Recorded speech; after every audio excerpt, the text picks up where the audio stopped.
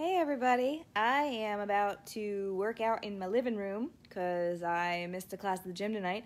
But before I get started, I thought I'd pop on and talk about how big a rug should be, because that was another question that you guys sent me. Keep sending me questions. Feel free to message me questions. It's okay. I will answer them on the lives, or text me, or whatever you want to do. Just ask me questions whenever you want. So how big should a rug be?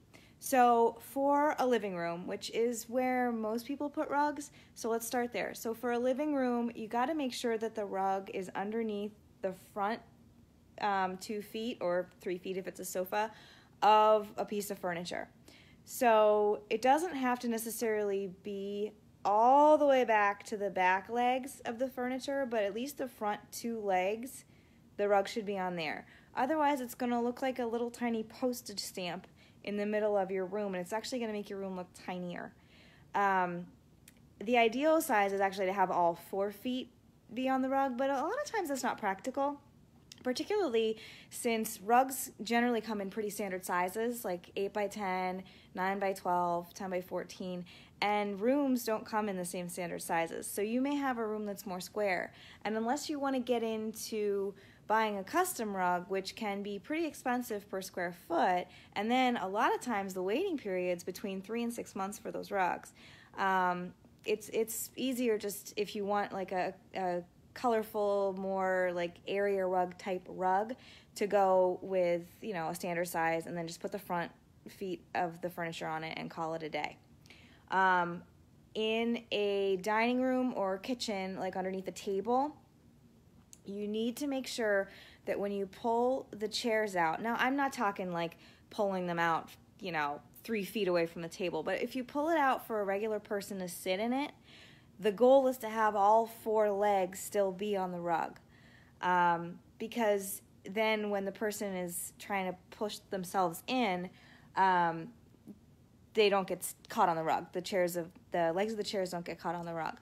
Again, sometimes that's just not practical with the sizes of rugs or the size of a room. You may find that, if you got a rug that's large enough to do that, you'd only have like an awkward 6-inch section between the wall and the table. But the ideal is at least 18 inches out from the edge of the table. So if your table is 36 inches, then you'd want, a 6.5 foot rug. I think I did that right. Yeah, 6 foot rug. 6 foot rug, so that you'd have 18 inches on each side. And again, if you want a rug that is not a standard size and you don't want to pay for like a custom patterned rug, you can also go, most carpet manufacturers actually they bind rugs as well. And so you can go there and you can get like a nice tone-on-tone or some sort of carpet pattern. They've got sisal rugs there. They've got all kinds of different rugs you can get at a carpet place, and you can get those cut to a very custom size. So, and those aren't nearly as expensive as going and pretty much making a custom rug from scratch. That's extremely expensive. Well, it can be. I mean, it depends. But, so that's just another idea. If you have a really wonky sized room, or you need like I have a client whose ideal rug would be a 7-foot diameter circle. That's really not a thing. You have 6 foot and you have 8 foot, but not 7. So you could go and you could ask a carpet manufacturer to cut one for you and then bind the edges.